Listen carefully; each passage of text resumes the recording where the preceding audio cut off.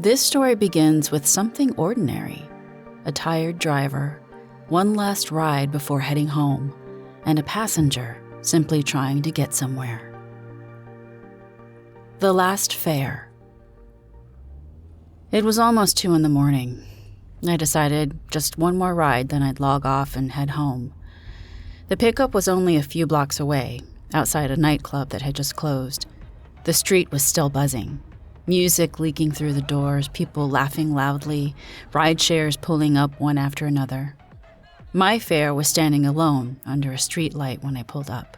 Mid-20s, maybe early 30s. Dark jacket, heels in one hand like her feet had given up hours ago. A neon club wristband glowed on her wrist. She opened the back door. "Hi, Brenda?" "Yep, that's me," I said. "You must be Catherine." "Yeah," she said as she slid into the back seat. "Thanks for stopping." "No problem. Long night?" "Birthday party, actually. My friend insisted we stay out way too late." I smiled. Those are usually the best kind. I confirmed the pickup on the driver app and pulled away from the curb. The city after 2 a.m. always feels different, quieter.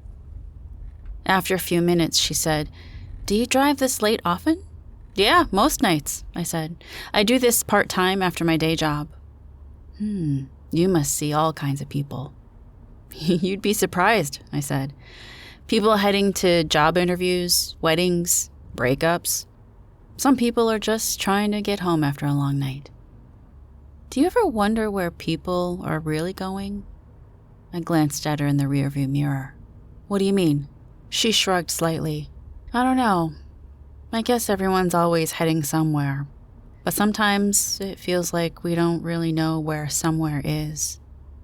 I've seen this before. The kind of late-night rambling people have when the world is quiet.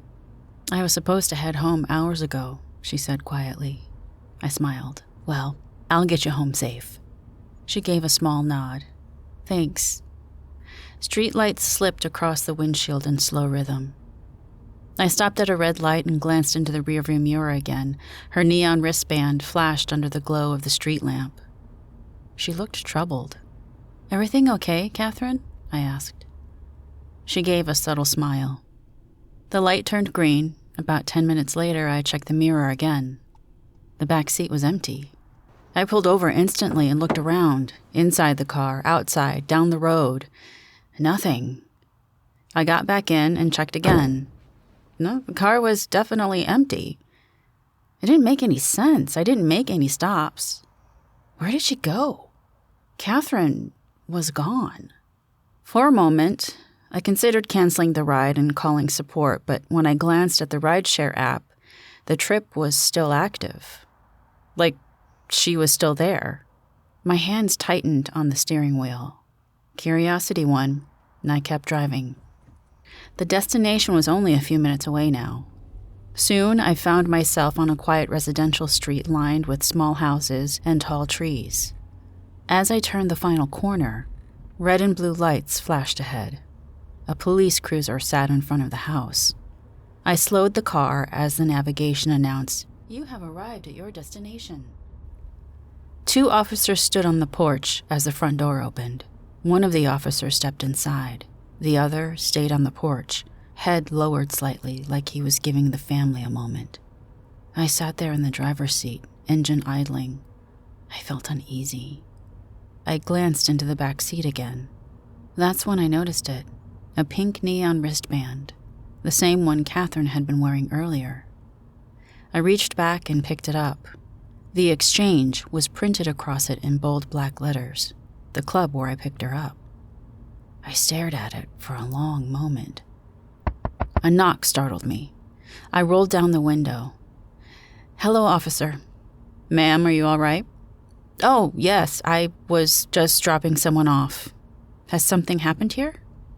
"There was an accident earlier tonight," the officer said. "Someone from the club down the street." My chest tightened slightly. "I'll need you to move along now." "Of course," I said. "No problem. Drive safe."